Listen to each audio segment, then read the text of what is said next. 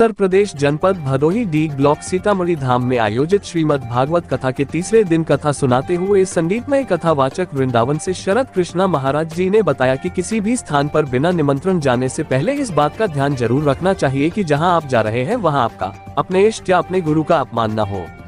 कथावाचक शरद कृष्णा महाराज जी ने कहा कि यदि अपने गुरु इष्ट के अपमान होने की आशंका हो तो उस स्थान पर जाना नहीं चाहिए, चाहे वह स्थान अपने जन्मदाता पिता का ही घर क्यों न हो।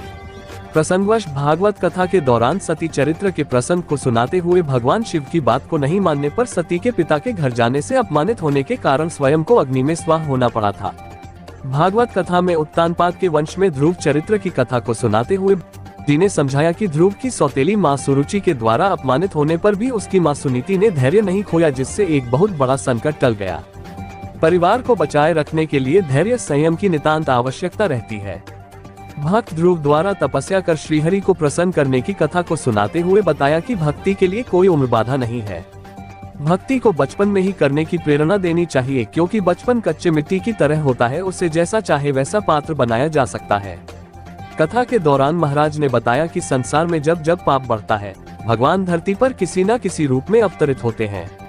उन्होंने कहा कि कलयुग में भी मनुष्य सतयुग में भगवान कृष्ण के सिखाए मार्ग का अनुसरण करे तो मनुष्य का जीवन सफल हो सकता है।